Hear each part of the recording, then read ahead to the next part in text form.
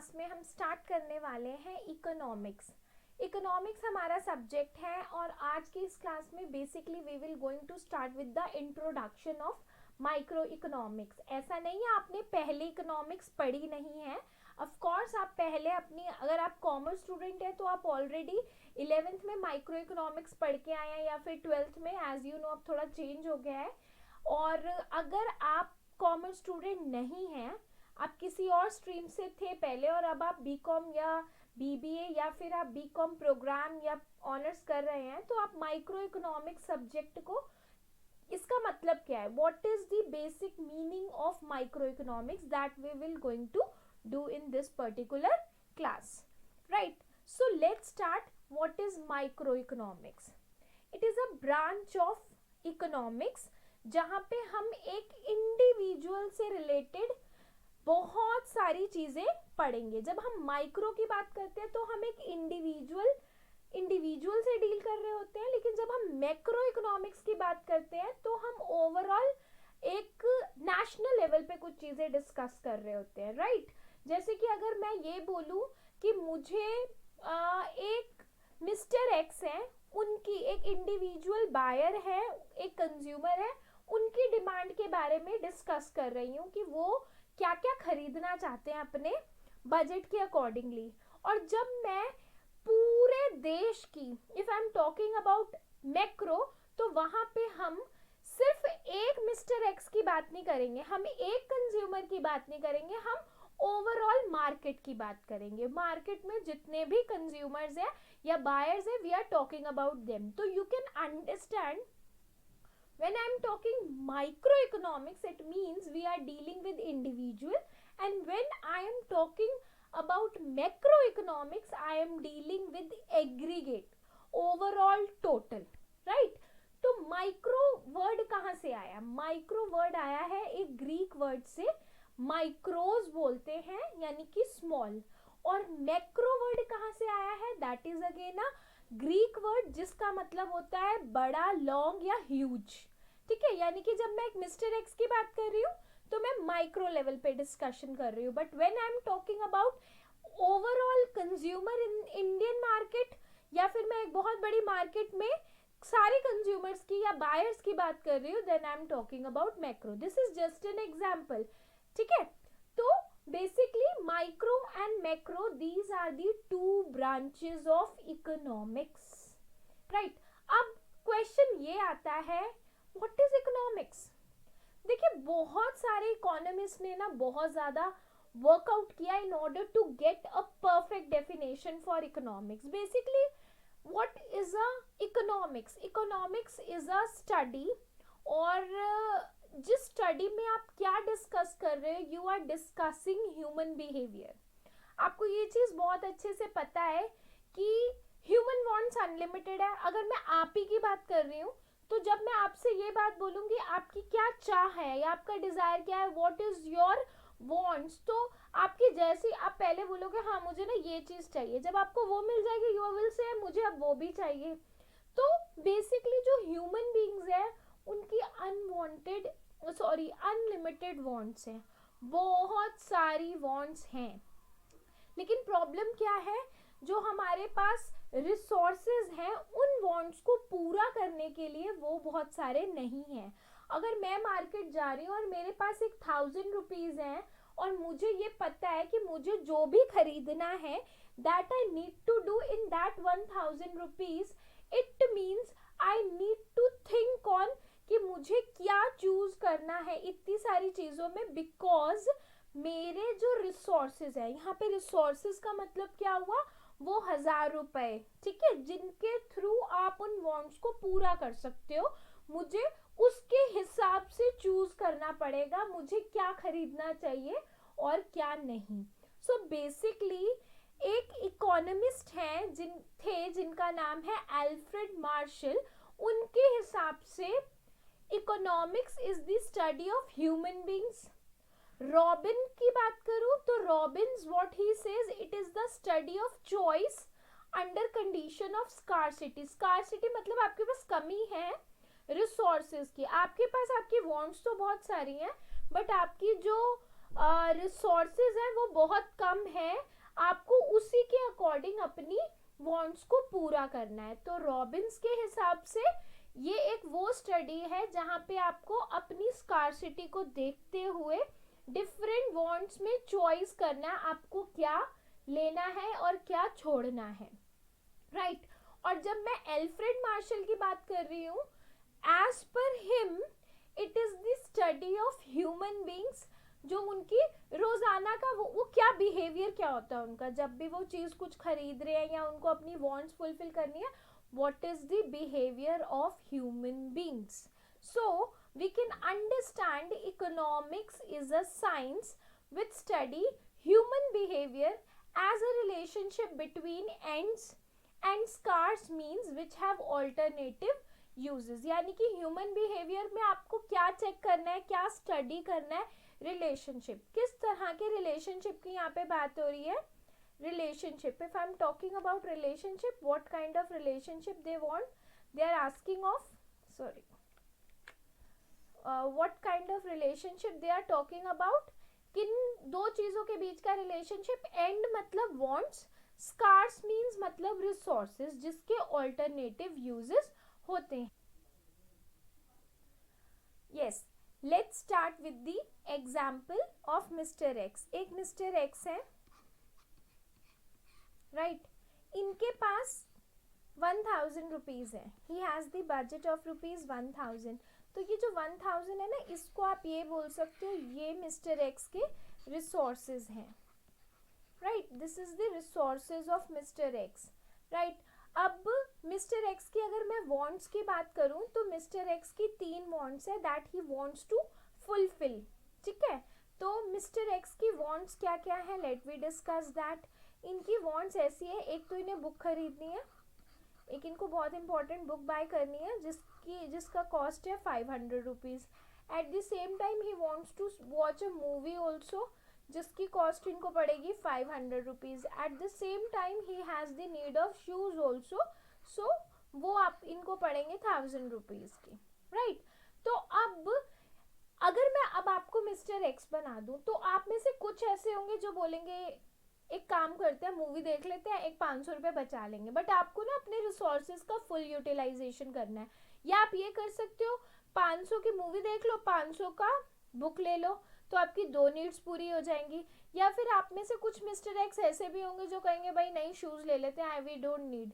अगर आप यहाँ देखें तो इसमें क्या है, आप इस हमने अभी क्या पढ़ा, इकोनॉमिक्स इज अ साइंस और इट इज अ स्टडी और it is a science which study the relationship between, किसके बीच के रिलेशन की बात हो रही है, रिसोर्सेज जो स्कार्स है and the ends, ends means wants, wants और रिसोर्स के बीच का जो रिलेशनशिप होता है उसको डिस्कस कर रहे हैं कि एक ह्यूमन बिहेवियर क्या रहेगा जब रिसोर्सेज लिमिटेड होंगे। हमें पता है ना 1000 रुपीज़ का बजट आपका बढ़ नहीं सकता, आपकी लिमिटेड रिसोर्सेज होंगे और आपकी वांट्स अनलिमिटेड है या ज़्यादा हैं, तो उसमें आप कैसे मैनेज करोगे जबकि आपके रिसोर्सेज के ऑल्टरनेटिव यूजेस हैं। ऑल्टरनेटिव यूजेस का मतलब कैसे, यानी कि आप अलग अलग तरह से इसका यूज कर सकते हैं।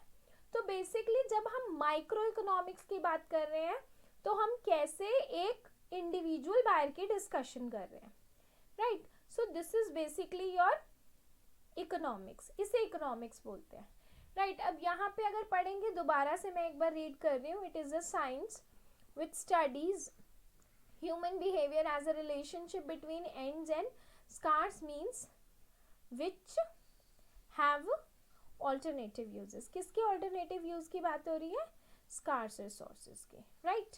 तो प्रोडक्शन रिसोर्सेज क्या होंगे जब हम किसी कमोडिटी को बनाने की बात करेंगे, रिसोर्सेज मतलब जिनकी मदद से, that can be a land, labour, capital, goods such as machinery, technical knowledge, कुछ भी, वो स्कार्स है या लिमिटेड है और उन रिसोर्सेज को अप्लाई करना है हमें अलग अलग चीज़ों को बनाने में, और वो प्रोडक्शन आपकी अनलिमिटेड हो सकती है क्योंकि एक जब आप प्रोडक्शन कर रहे हो एक सप्लायर के पॉइंट ऑफ व्यू से सोच रहे हो तो उसके पास भी रिसोर्सेज लिमिटेड होते हैं लेकिन वो प्रोडक्शन बहुत सारी करना चाहता है। सो इकोनॉमी की प्रॉब्लम क्या है, इकोनॉमी की प्रॉब्लम ये है कि क्या बनाए और कितना बनाएं एंड कैसे बनाएं। पहली इकोनॉमिक प्रॉब्लम जो हमारी इकोनॉमी फेस करती है, what to produce and how much of them to produce, how much of them, कितना बनाएं और क्या बनाएं। इसका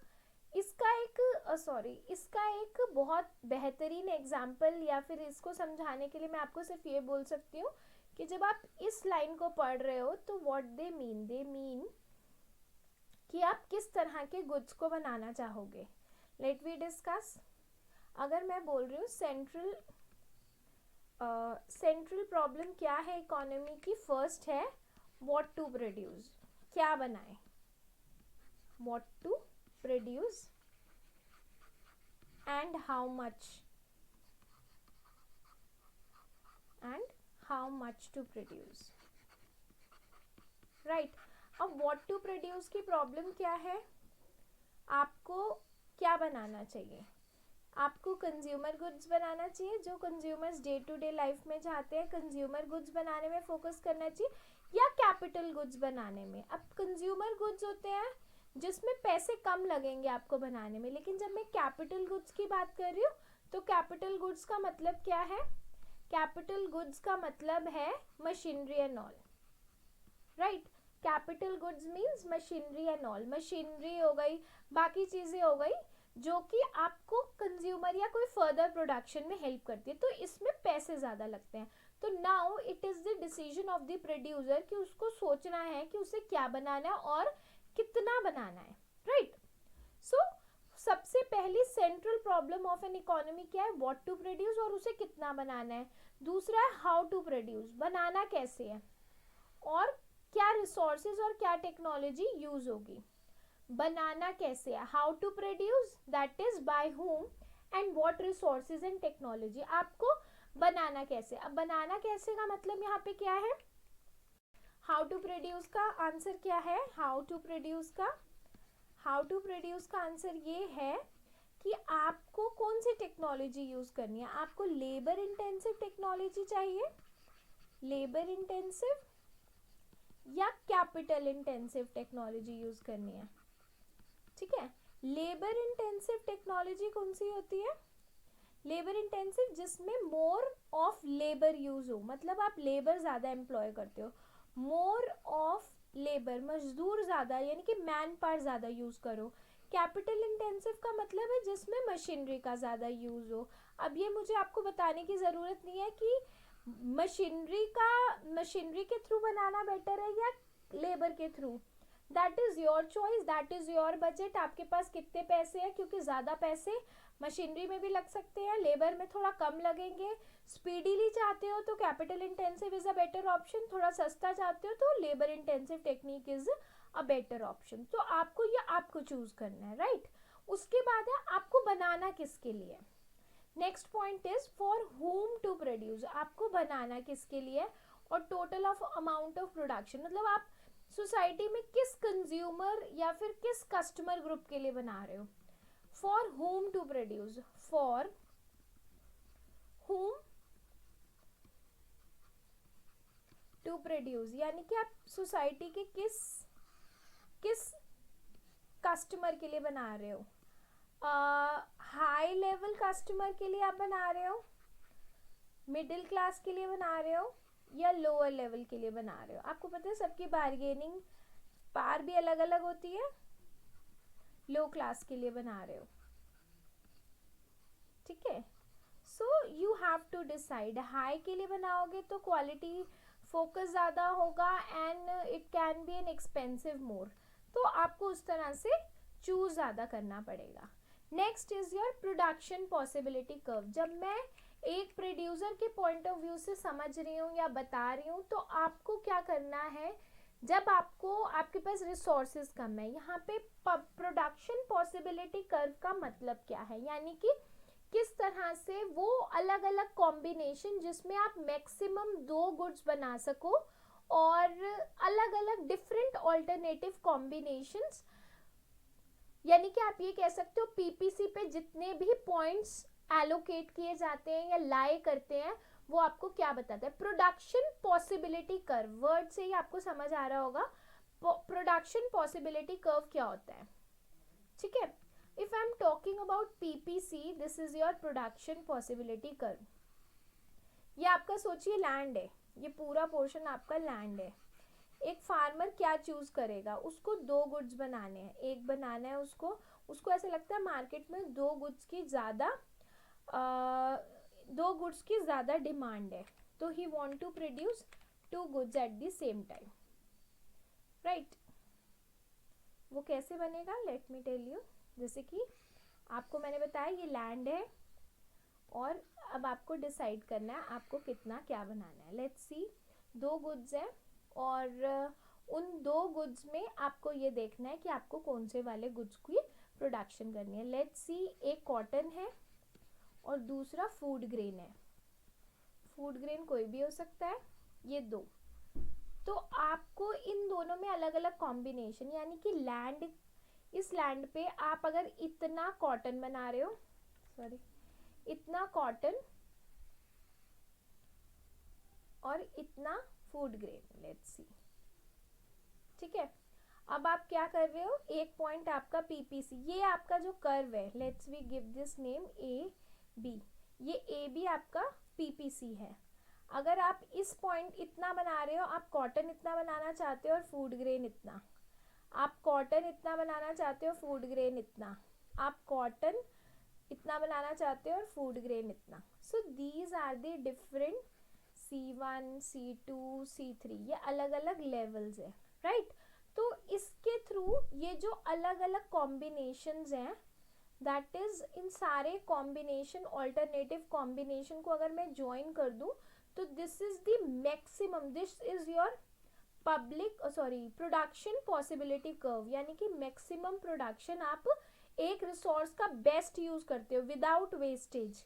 आप कैसे यूटिलाइज करते हुए कोई 2 चीजें आप एट अ सेम टाइम बना सकते हो। जैसे कि ये तो मैंने एक फार्मर का पॉइंट ऑफ व्यू बताया, जैसे हमने मिस्टर एक्स का ऊपर एग्जाम्पल लिया था, उसमें उन्होंने चूज किया कि वो बुक और मूवी के लिए जाएंगे। अगर वो ये चूज करते हैं तो वो भी अपने अपने लिमिटेड रिसोर्स के साथ मैक्सिमम सेटिस्फेक्शन या फिर अपनी ज़्यादा ज़रूरत पूरी कर पा रहे हैं। तो that is called PPC, production possibility curve, that we have already, we know this, हमने ये पढ़ा है पहले, राइट। सो पीपीसी जो भी पॉइंट होता है पीपीसी पे, each point on the PPC, sorry each point on the PPC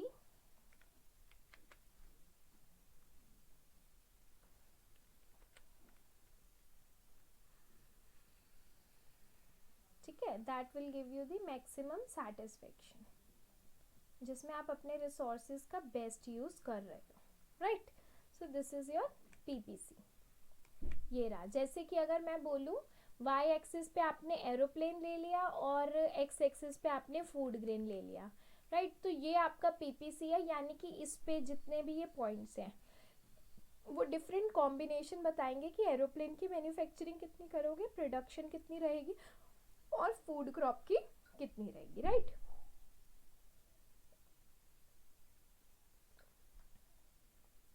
तो इन केस अगर एक प्रोड्यूसर पूरा यूटिलाइज नहीं कर रहा, let we have a diagram. अगर आप एक पीपीसी ड्रॉ कर रहे हो एंड यू मतलब एक प्रोड्यूसर है, he is not making the full utilisation. अगर वो प्रोडक्शन कर रहा है पर वो फुल यूटिलाइजेशन नहीं कर रहा, यानी कि वो सिर्फ इतना बना रहा है, इतना ये और इतना ये, तो ये जो पॉइंट है आपका, let's take it as A, ठीक है। तो ये ए पॉइंट आपका क्या दिखा रहा है, अंडर यूटिलाइजेशन ऑफ रिसोर्सेज, आपने अपने रिसोर्सेज का बेस्ट यूज नहीं किया, अंडर यूटिलाइजेशन ऑफ रिसोर्सेज, ठीक है। और जब अगर मैं ये बोलूं कि ये पीपीसी ये डिफाइन करता है कि मैक्सिमम यूज करके आप अपने रिसोर्स से इतना ही बना सकते हो, ये पीपीसी बाहर की तरफ को शिफ्ट हो सकता है इफ देयर इज अ, ऐसा कब पॉसिबल है, क्योंकि भाई हमारी रिसोर्सेज तो लिमिटेड है, ये कब पॉसिबिलिटी है, अगर कोई टेक्नोलॉजी अपग्रेडेशन हो जाती है, तो हमारे पास कोई बेटर टेक्नोलॉजी आ जाएगी, तो उस केस में we are able to produce more with the same resources, right. तो इसका मतलब ये शिफ्ट तभी होता है, right. So the word economics, evolution of the subject थोड़ा सा समझेंगे। Economics derive from the Greek word oikos, that is house, and nomos means management. अगर एक वाइफ अच्छे से जॉब करती है तो आप उसको इकोनॉमिकल बोल सकते हो। एडम स्मिथ को हम फादर ऑफ द इकोनॉमिक्स बोलते थे। उनकी एक बुक पब्लिश हुई थी 1776 में, जिसका नाम था an inquiry into the nature and causes of the wealth of nation. ठीक है, ओके। इकोनॉमिक्स पॉजिटिव इकोनॉमिक्स है या नॉर्मेटिव इकोनॉमिक्स है, इसका क्या मतलब है। इकोनॉमिक्स को आप पॉजिटिव इकोनॉमिक्स भी बोल सकते हो, नेगेटिव इकोनॉमिक्स भी बोल सकते हो। पॉजिटिव इकोनॉमिक्स का मतलब है क्या सिचुएशन है, जब हम किसी प्रॉब्लम को डिस्कस कर रहे हैं उस टाइम पे हम इकोनॉमिक्स को पॉजिटिव इकोनॉमिक्स बोलते हैं, और जब हम उसका सोल्यूशन फाइंड आउट कर लेते हैं कि हमें क्या करना चाहिए, उसको हम नॉर्मेटिव इकोनॉमिक्स बोलते हैं। यानी कि जहाँ पे आप इस क्वेश्चन, जहाँ पे आप किसी क्वेश्चन को इवैल्यूएट करते हो, जैसे व्हाट इज़ द प्रॉब्लम, कोई भी what is the problem, like कोई भी प्रॉब्लम निकल के आती है, you are just questioning the problem, that means we are talking about positive economics. ठीक है, और जब हम उसका कोई सोल्यूशन दे रहे होते हैं, that means what ought to be, वो आपकी नॉर्मेटिव इकोनॉमिक्स कहलाती है।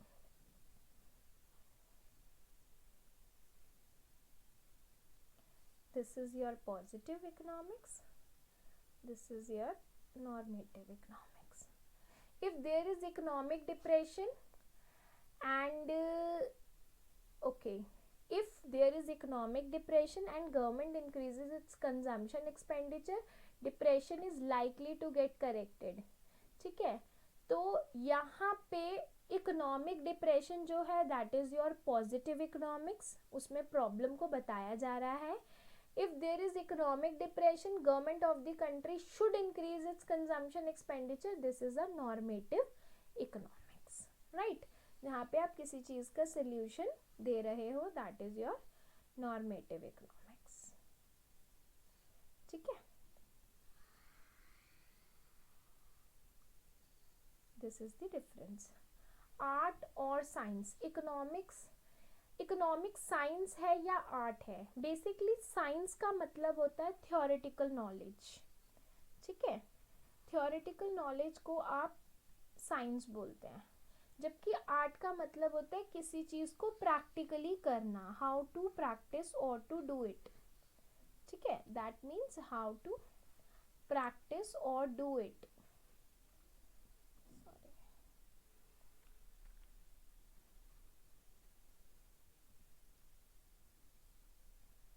ठीक है, economics teaches us all about how a producer maximized his profit, but it does not teach him how to make profit, right? यानी कि आप ये कह सकते हो कि इकोनॉमिक साइंस भी है और आर्ट भी है। ठीक है, अगर मैं ये बात बोलूँ, if I am talking about, आपको पहले मैं बता देती हूँ, साइंस बेसिकली दो तरह की होती है। Science are of two types. Science दो तरह की होती है, एक होती है आपकी फिजिकल साइंस एंड दूसरी आपकी होती है सोशल साइंस। ठीक है, फिजिकल साइंस का मतलब होता है that you know your subjects, physics, chemistry, physics, chemistry, biology, mathematics, ये सब। और जब मैं सोशल साइंस की बात करती हूँ, it deals with human behaviour, it deals with human behaviour. ये ह्यूमन बिहेवियर, इसमें सोशल साइंस के एग्जाम्पल्स क्या होते हैं। सोशल साइंस के एग्जाम्पल्स होते हैं जैसे इकोनॉमिक्स, इट्स अगेन, चलो इकोनॉमिक्स नहीं लेते, sociology, right, psychology, that is also social science. तो जहाँ पे आप ह्यूमन बीइंग से डील कर रहे होते हो उसको सोशल साइंस बोलते हैं। तो इसलिए बोला जाता है इकोनॉमिक्स में भी हमें क्या स्टडी करना है, ह्यूमन रिलेशनशिप, ठीक है, या ह्यूमन बिहेवियर। तो that's why you can get to know that science economics is a science also.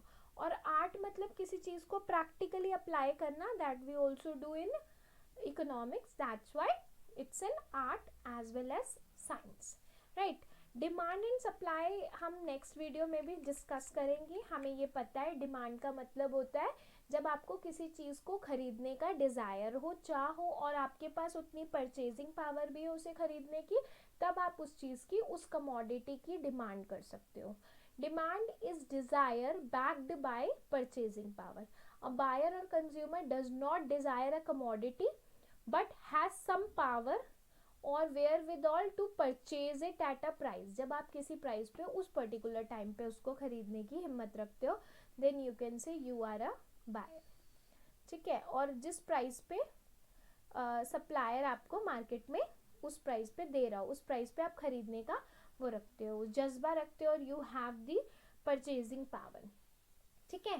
तो जो जितनी गुड्स आप डिमांड कर रहे हो और जिस पे वो मिल रहा है, दैट इज मतलब क्वांटिटी डिमांडेड और प्राइस के बीच का जो रिलेशनशिप है वो हम डिमांड शेड्यूल, डिमांड फंक्शन और डिमांड कर्व से समझते हैं, जो कि हम हमारी नेक्स्ट वीडियो में डिस्कस करेंगे।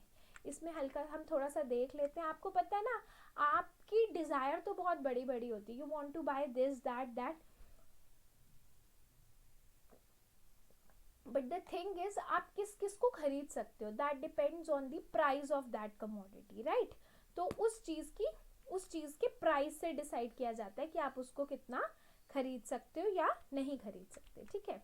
सो यहाँ पे क्या बोला जा रहा है, प्राइस और क्वांटिटी डिमांडेड। और हमें पता है डिमांड लॉ क्या कहता है, जैसे जैसे प्राइस कम होता है आप उस चीज़ की डिमांड ज़्यादा करते हो। अगर बहुत ज़्यादा प्राइस है, मेरी कैपेसिटी में नहीं, I don't have the purchasing power, तो मैं उस चीज़ को नहीं खरीदूंगी, राइट। तो यहाँ पे बेसिकली हमें क्या समझना है कि ये sorry this is the demand curve, right.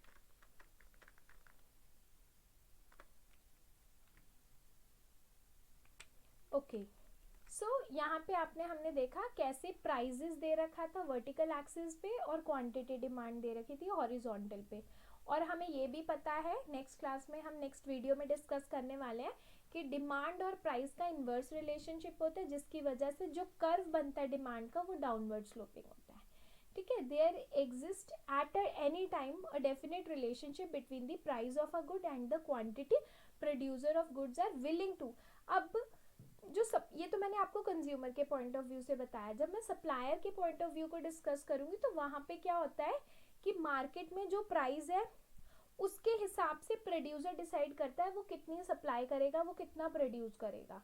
अगर मार्केट में, क्योंकि जो सप्लायर या प्रोड्यूसर होता है ना वो प्रॉफिट मेकिंग में बिलीव करता है, उसको जितना प्रॉफिट ज़्यादा होगा उतना ज़्यादा वो प्रोड्यूस करेगा, राइट। और जितना प्रॉफिट कम होगा उतना कम वो प्रोड्यूस करेगा।